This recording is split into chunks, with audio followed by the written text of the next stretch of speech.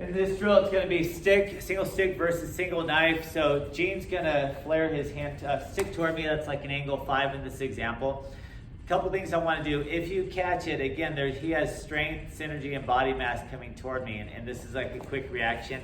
I got lucky enough to catch it in the early phase. Other than that, I probably wouldn't be able to have the speed and accuracy to grab it if it's flaring out too fast and he has too much energy. But I want to lock out my elbow. That creates maximum distance and helps my strength. I still have to worry about this foot because he may come in and stab it. So if I grab it with my left hand, I'm going to step that left foot back for a little bit more distancing or hollowing out. Then I grab the stick or pulled it out, or I have some type of long weapon. I come at him at any angle, but he's going to grab in this example here. Now he locks out his elbow, and he has that side foot further back, so he's in a good spot. He's kind of hollowed out. I'm kind of hollowed out. Here's the struggle. Yes, I could try to do stuff with my shoulders to the head, but then again, I'm worried about this knife, so if I do decide to come in and shoulder butt him, he's already stabbed me and it's too late.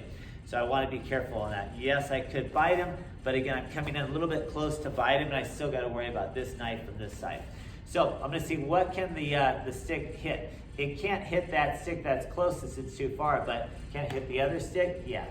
If their adrenaline's moving, is that going to hurt him? Probably not. He's probably not going to feel it today.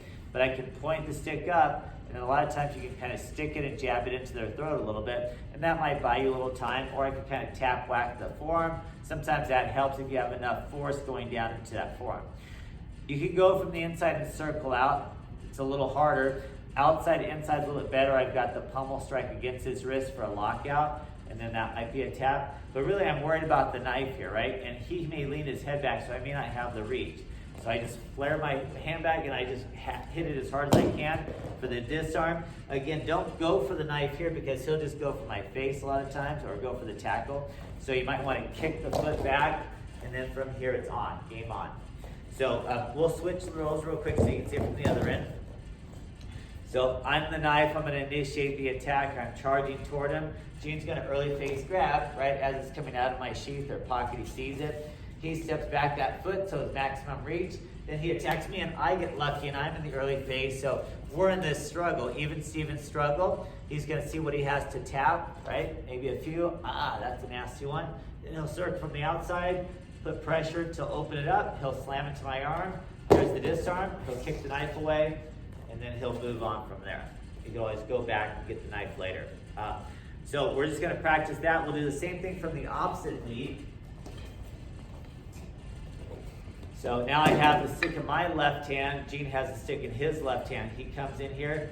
I grab, lock out my arm, step back this foot. We're in this position here. I don't want to pull him because it's pulling the knife into me, so I keep this locked out. Early phase, he grabs. He's moved out. He's hauled himself out. I see where my strikes are. I know there's a strike up in there, right? Or tap into his head. Just kind of give him a little tap. Might have some taps here. I circle on the outside. I disarm that release. I slam until he drops it. Again, he's going to just re-grab the knife. So grab the knife with the other hand. Then he's going to stab me, right? So you got to be careful for that. So if the knife drops, hopefully you'll be able to shove him away, right? A lot of times you just grab it and shove him away, move the knife out of the way, or grab it quickly as you shoved it back, and then game on. So last one, we'll just reverse rolls.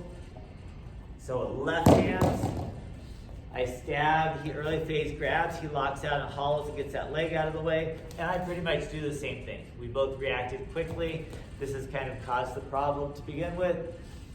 Boom, boom, and he circles out. There's the release, he goes for the hand, there's the drop. I'm gonna grab it if he doesn't shove me out of the way or move it back with his feet. So go ahead and practice those drills. Single stick on single knife.